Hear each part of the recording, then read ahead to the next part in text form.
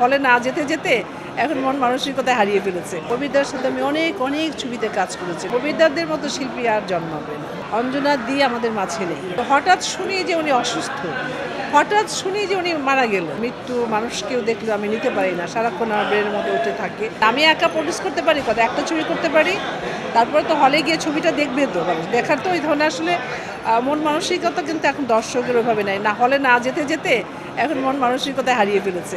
মানে একা বানালে তো হবে না, আরও 10টা প্রডিউসার এগিয়ে আসতে হবে। মানে মনে করেন বছরে অন্তত 10-15টা ছবি যদি আপনার ওই ধরনের বড় বাজেটের মানে বড় কাস্টিং নিয়ে তৈরি হয়, তখন মনে হয় যে না ওকে চলো আমি একটা বানাই, তাই নয় কি? ওই ধরনের যদি সিচুয়েশন তৈরি হয় অবশ্যই আমি করব। ভালোবাসা দিবস আমি মনে করি প্রতিদিনই ভালোবাসার দিবস। তবে হ্যাঁ, একটা দিন বছরে একটা দিন বেছে নেওয়া হয়েছে, অবশ্যই ভালো কাটিয়েছে। আমার ভাই বোন তাদের বাচ্চা কাচ্চা নিয়ে, আমার পরিচিত জন বন্ধু বান্ধবকে নিয়ে খুব ভালো লাগছে, খুব ভালো কেটেছে। কবিরদার মতো শিল্পী তো কী বলবো, উনি আমার অনেক অনেক সিনিয়র। আমি যখন চলচ্চিত্রে এসেছি উনি তখন একদম রমরমা অনেক অনেক ছবিতে কাজ করছেন। ওই কবিরদার সাথে আমি অনেক অনেক ছবিতে কাজ করেছি। কখনো ভাইয়ের রোল করেছে, কখনো চাচার রোল করেছে, কখনো মানে হিরোর বন্ধুর রোল করেছে, তারপর মানে অনেক ধরনের চরিত্র করেছেন আপনার কবিরদা। যেমন রাধাকৃষ্ণদা কিন্তু একটা চরিত্র ছিল, করেছে। তো আসলে ওনাদের মতো শিল্পী কিন্তু আর ফিরে আসবে না। এটা মানে যতই মানে ইন্ডাস্ট্রি আরও এগিয়ে যাক, আরও এগিয়ে যাক আশা করব। তো কবিরদাদের মতো শিল্পী আর জন্মাবে না। তো আসলে উনি চলে যাওয়াতে খুবই কষ্ট পেয়েছি, খুবই কষ্ট পেয়েছি। সবাই আসলে পৃথিবীতে একবার জন্ম নিলে চলে যেতে হবে, তারপরেও কেউ চাই না আমি যে আমার খুব প্রিয়জন আপনজন চলে যাক আর কি। তো এই কবিরদা চলে গেছে ঠিকই সশরীরে, কিন্তু তার যে কর্মকাণ্ড চলচ্চিত্রে দেখে গেছে, বাংলা চলচ্চিত্রে, এই চলচ্চিত্রের মধ্যে এই কাজের মধ্যেই কবিরদা বেঁচে থাকবে না।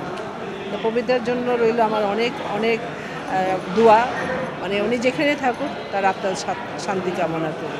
তা অঞ্জনাদির কথা বলছেন, আমি সত্যি সত্যি এখনও ভাবতে পারি না যে অঞ্জনা দি আমাদের মাঝে নেই। কারণটা হলো যখন অসুস্থতার কথা শুনেছি মৃত্যুর 2 দিন আগে, তার বোধহয় 1 সপ্তাহ আগেও আমি আপনার ফেসবুকে দেখেছি, কারণ উনি তো সব জায়গায় একটু মানে সব ফাংশনে সব জায়গায় যাওয়া আসা করতেন, সবার সাথেই বেশ সুন্দর একটা সম্পর্ক ছিল। তো দেখেছি কোনো আপনার অ্যাওয়ার্ড ফাংশনে গেছে বা আপনার মৃত্যুর বোধহয় 1 সপ্তাহ আগে আমাদের আপনার আনু আপার মেয়ে মুক্তির বার্থডেতে গেছেন। তো হঠাৎ শুনি যে উনি অসুস্থ, হঠাৎ শুনি যে উনি মারা গেলেন। এটা আমি ভাবতে পারিনি, সত্যি সত্যি ভাবতে পারিনি। আর কি বলবো, আমি দুঃখের সাথে জানাচ্ছি, আমি আসলে মুমূর্ষু কোনো মানুষ সে আমি দেখলে আমি খুব মানে আমার ব্রেনে খুব মানে কি বলবো যে সারাক্ষণ ওটাকে থাকে, আমি নিতে পারি না। তারপর মৃত্যু মানুষকেও দেখলে আমি নিতে পারি না, সারাক্ষণ আমার ব্রেনের মধ্যে উঠে থাকে। যার জন্য আসলে এফডিসিতে অনেকে মারা একজন কবিরদা নিয়ে আসছিলেন লাশ, আমি যেতে পারিনি। তো অঞ্জনার দিকে আমি যখন শুনলাম রাত্রে 1টার দিকে বা 12:30 এরকম হবে, আমি ছুটে গেছি কিন্তু হাসপাতালে, ছুটে গেছি তার লাশ দেখতে। যখন দেখলাম যে একটা ট্রলির মধ্যে অঞ্জনা দিয়ে একটা ঢাকা, এখান থেকে ব্লাডের একটা লেওয়ার, সত্যি খুব কষ্ট লেগেছে, সত্যি সত্যি। অঞ্জনা দি এভাবে চলে যাবে এটা ভাবতেই পারিনি। এত হাস্য উজ্জ্বল একটা মানুষ ছিল, শিল্পী তো অবশ্যই ভালো একজন শিল্পী ছিল, ভালো মনের একজন মানুষ ছিল। তো এইভাবে চলে যাবে মানে আসলে এখনও ভাবতে পারি না। তারপরে চলে গেছে, তার আত্মার শান্তি কামনা করি। আর অঞ্জনা দি মানুষের মাঝেই বেঁচে থাকবে, বাংলা চলচ্চিত্রের প্রেমী যারা, উনি অনেক অনেক ভালো ভালো কাজ করে গেছেন, সেই কাজের মধ্যেই বেঁচে থাকবেন।